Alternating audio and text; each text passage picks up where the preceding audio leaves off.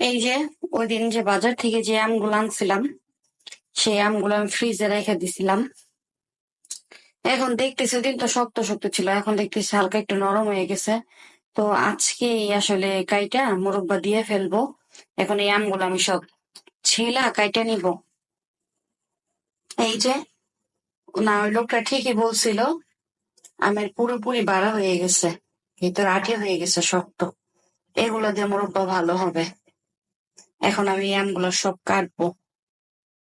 এগুলো সব আমার ছিলে হয়ে গেছে। এখন এগুলোকে আমি কেচে কেচে গরম পানিতে ভিজাবো, লবণ দিয়ে গরম পানিতে ভিজাবো আর কি। এই যে গরম পানির ভিতরে আমি দিয়ে দিব হচ্ছে গিয়া লবণ, সাথে আর একটু পানি মিক্স করবো। বেশি গরম হইলেও চলবে না, কুসুম গরম হতে হবে। আর একটু হবে এটার মধ্যে। এই যে হাত ভিজাইতে পারবেন এরকম গরমের মধ্যে, যে এখন এই আমগুলো আমি কেচে পুরোপুরি কেচে এখন এই গরম পানিতে ভিজাই দিব। এভাবে করে সবগুলো আম করে নিব।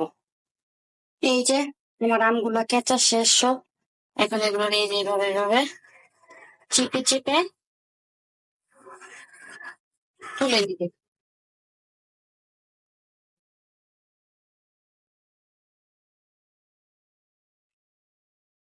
উঠে আবার একটু পানিটা ভিজায় রাখলাম, এরপর আবার চিপড়ে উঠে তারপরে চিনিতে দিব।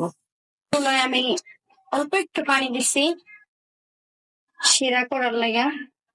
এখন দিয়ে দিচ্ছি চিনি।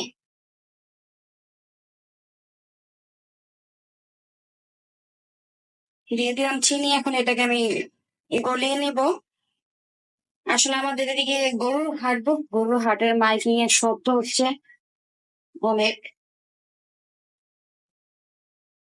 দিব সামান্য পরিমাণে একটু লবণ, অনেকে দেয় না কিন্তু আমার ভালো লাগে।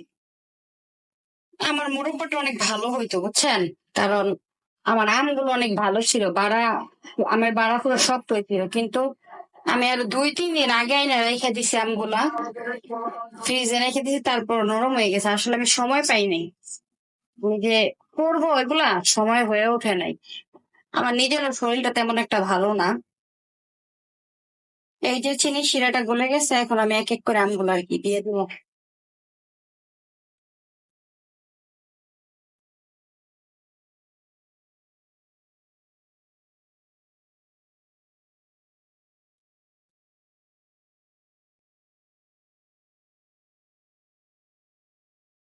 এই যে আমগুলো সব দেয়া শেষ।